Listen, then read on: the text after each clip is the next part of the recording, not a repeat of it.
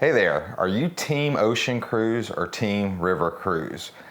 Well, if you're looking for something different than an ocean cruise and you've never been on a river cruise at all, let me share with you 6 reasons why I think you would enjoy a river cruise more than an ocean cruise.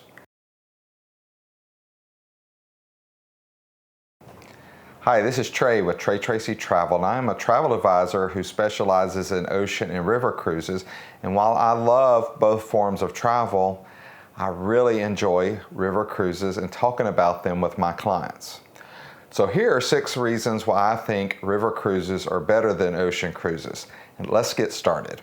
Number 1, heart of the destination. It is often said that ocean cruises take you to the destination while river cruises take you through them.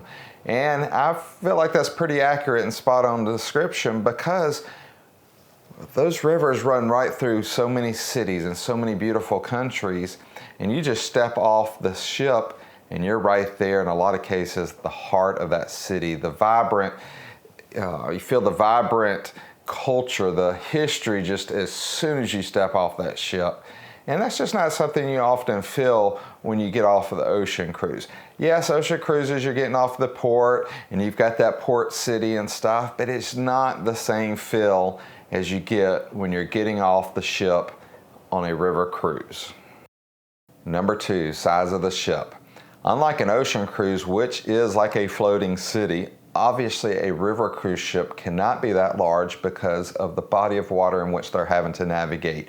Those rivers, they're having to a lot of times go through narrow sections, they're going through locks, they're having to get into much smaller ports. And so naturally those ships have to be smaller. You're going to find on average most river cruise ships are 3 to 4 decks, and they're going to be typically about 450 feet in length. So they're not very large. And I know what you're thinking, well, because they're not large, there's not going to be entertainment on board and you're just not going to have a lot of fun. And that can't really be further from the truth, but I understand what you're saying because from the very first time I took a river cruise, I thought, well, I'm going to be kind of bored on here. There's not going to be those Broadway shows, there's not going to be the bingo activities, there's not going to be a pool, what have you. And I really found that I didn't miss those things. I found that because you're gone out during the day on excursion, you come back, have lunch, you're out in the afternoon on another excursion, you come back, rested just a little bit, have your happy hour time with everybody on board, have a nice, long, drawn-out supper, and then visit with your friends in the lounge for the evening music for just a little bit before retiring to your room to go to bed.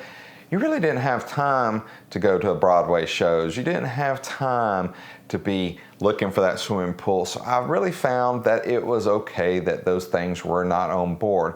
But those smaller ships are a whole lot easier to get around. And again, I hear what you're probably also thinking. Smaller ship means I'm gonna feel the motion, and I've got seasickness. I can't really handle the movement of a boat. Well, let me help ease that fear too. River cruise ships, you rarely feel those things move. I think about the only time I really felt them move is when they're starting their engines and the ship's kind of vibrating a little bit until those engines get up to full speed. But we went through a thunderstorm on my last river cruise and I never felt it. And quite honestly, I would not have known we were going through a thunderstorm if I had not looked out the window. It was smooth sailing on that river. And so I really think, in my opinion, if you suffer from motion sickness, these size of these ships are going to be okay for you. 3 is number of passengers. And that kind of goes with the previous one, which was the size of the ship. Obviously, a smaller river cruise ship just can't have a ton of passengers. On average, they have about 140 to 160 passengers and about 30 to 40 crew members. So you're not going to really have more than about 200 on that ship. But what makes that so special is the intimacy of meeting new people. I often say if you're an introvert, you might feel out of place on a river cruise because you're going to get to know everybody. It's easy to do.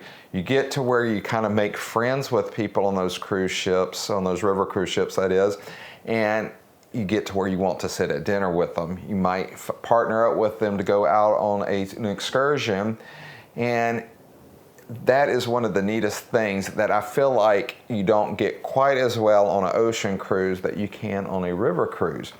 Oftentimes my clients coming back from a river cruise will tell me, Trey, we made new friends. They're halfway around the world, but we made new friends on our river cruise.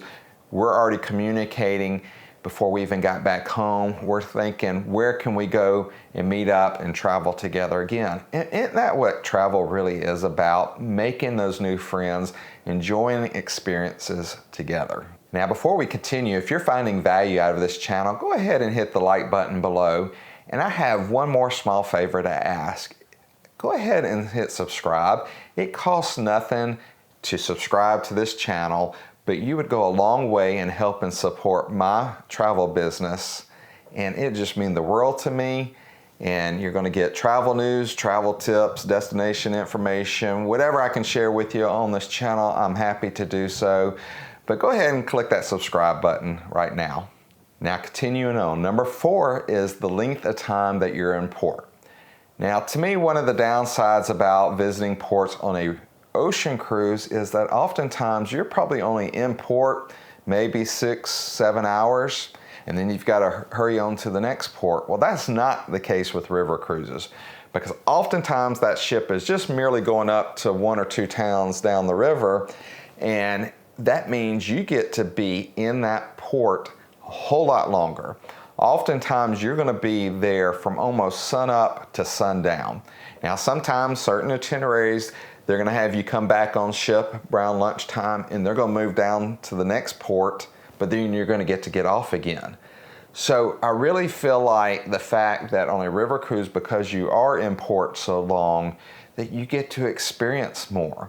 Again, most river cruise itineraries, when they're in port, you're going to have an opportunity to do either a full day excursion, or you can do a morning excursion, come back, have lunch, go out and do an afternoon excursion, or you can opt to not do one of those excursions, but go out and explore a little bit on your own. But again, you've got that opportunity because you are in port for a long time, so you really get to experience a whole lot more, and you're not being rushed.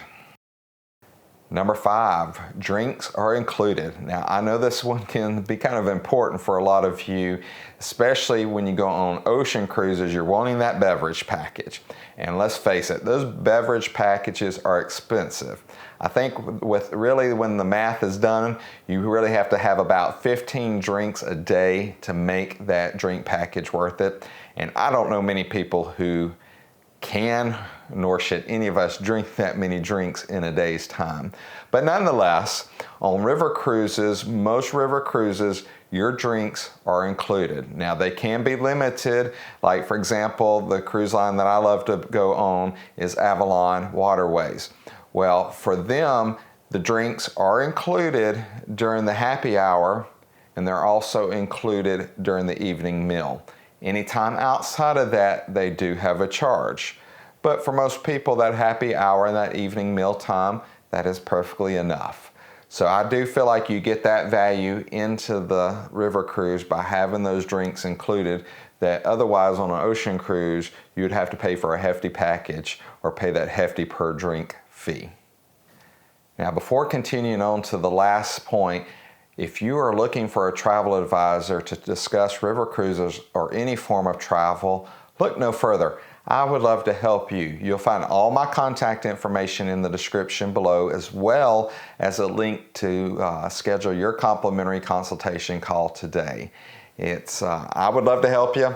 And so, I could talk your ears off all day about cruising, so just be prepared for that. But if you have a question, though, go ahead and post that in the comments below, and I'll try to answer it for you. And if I don't know the answer, I'll go find out for you. Number 6, excursions. Now, this one goes a little hand in hand with the previous point about the time in port, and that is that you have the ability to do excursions in the morning and the afternoon. Unlike an ocean cruise where you have to pick one excursion because you're only in a port a short time. But the beauty is, with a river cruise excursion, most of those are included in the price of your cruise fare. Now, sure, some excursions or tours do have a fee that go with them, and sometimes those are like the ones like a food tour or something a little bit more immersive like that. but there are plenty of options that are included with your cruise fare to choose from. And sure, remember, you don't have to do an excursion. Because you're in the heart of the city, you can go out and explore a lot on your own. And so that makes it a whole lot more enjoyable that you have the freedom to do multiple excursions and really get the feel for that city that you're in.